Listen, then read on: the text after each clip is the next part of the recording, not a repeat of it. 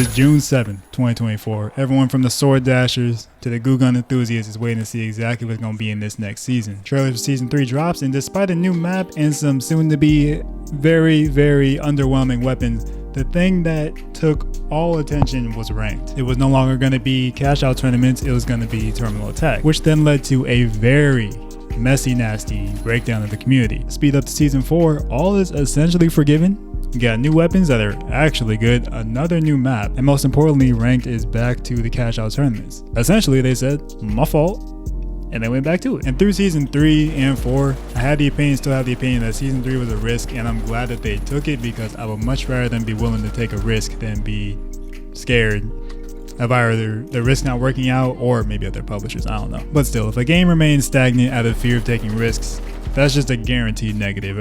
You take a risk, that there's potential for positivity to come out of that, you know what I mean? And even then, even though terminal attack didn't work out, they can learn from that. You can't learn anything from doing nothing. And after we go through ranked, world tour, the quick play modes, Fortune Stadium, the weapons, the sponsors, and a few others, that will be my full review of season 4. Side note, I'm not really gonna comment on the meta because I don't really care. So yeah, don't look for it. Starting with the big body topic of ranked, I gave it a B+.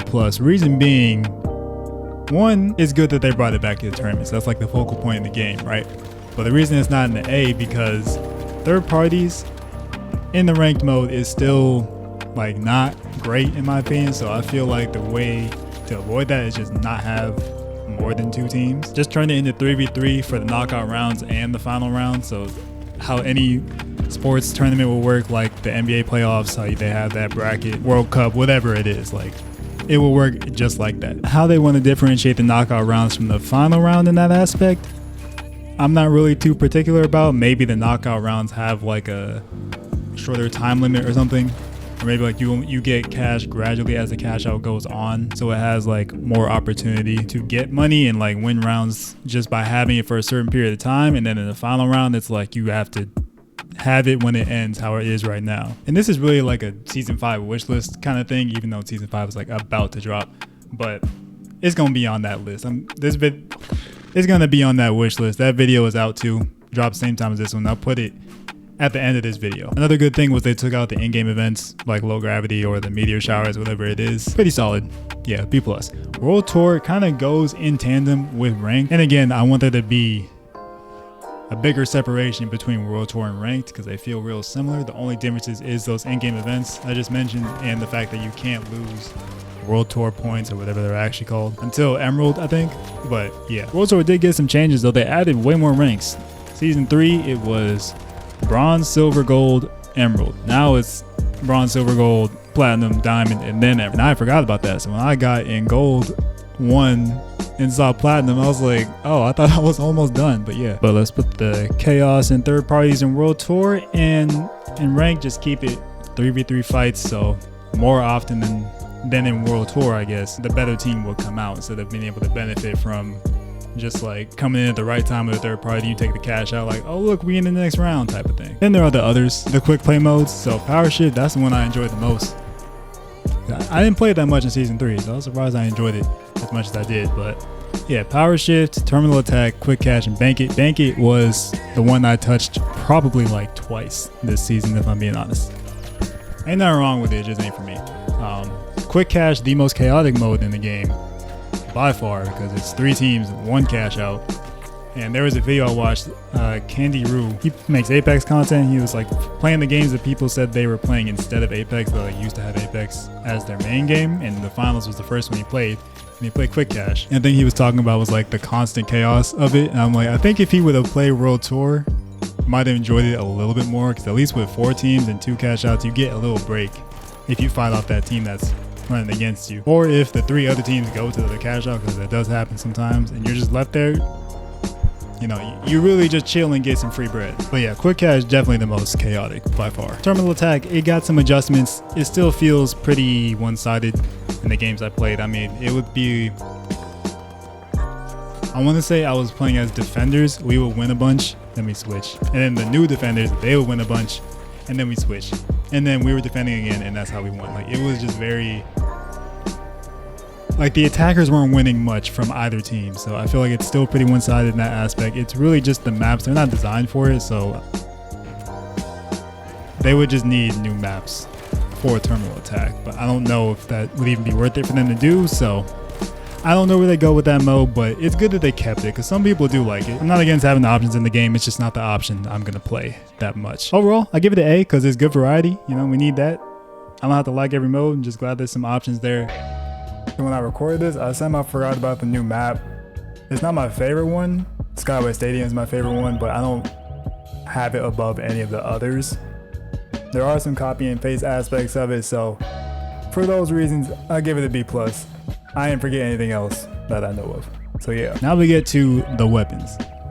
Now the deagles, dangerous. The pike, dangerous. Whatever the light shotgun called, because I can't be bothered to look it up right now, dangerous. Between season 2, 3, and 4, this is the first batch of new weapons to be useful in the season they came out in, because the FAMAS is good now, but season 2 or 3 it really wasn't. And the 5 other guns, I mean, they can be fun, I'm not saying that, but if I just actually wanted to win, I would not use any gun that dropped in season 2 or 3 besides the FAMAS at this point in time. So off the strength of them being memorable, useful, I will give it an A. I guess I should mention the fact that we didn't get new specializations, but I didn't mind it. I think it should be evened out between the 3 classes because Heavy has 4 right now. The Medium has had 4. Y'all remember the recon census? That is crazy that was a real thing, to be honest. But yeah, the Medium has had 4, it has 3, and then the Lights only had 3. So I think 4 each class, or if they want to move it up to 5 at some point, I mean, maybe they will. Maybe they'll swap them. I don't know, however that works. But yeah, some new specializations would be great. So that section gets an F because, I mean, there's nothing there. Now, between the 3 sponsors of Halto, Isulti, and Engimo, I chose Halto, black-owned business. That's the whole reason. The Halto helmet that was in the store, like the racing set, I got the helmet off of that, and it's better than the one that's part of the sponsorship. So I'm like, it's definitely not a bad thing, because like more free stuff just for playing the game, I'm all for it. But I didn't like any of the stuff from any of the sponsors, to be honest. But again, more free stuff, it gets an A. Like, there is no downside to this, so yeah, it's gonna get an A.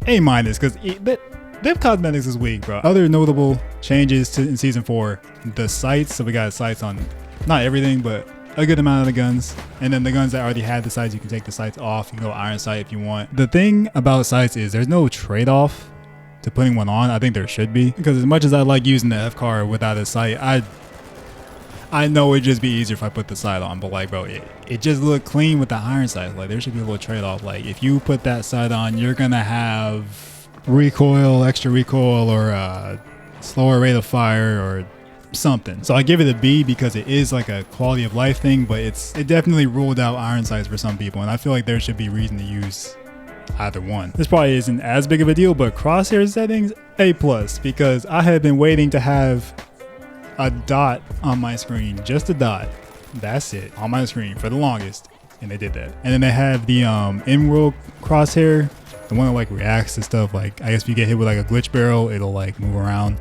You can just turn that off and it's just static. Good change. That's an A+, because I mean, yeah, you can change the color, you can change the outer lines, the borders, everything. Just brought it up to standard with other shooters pretty much. And last but not least, the atmosphere of the game. The game show aspect of this game was kind of lost in season 3. Made a whole video about it, by the way.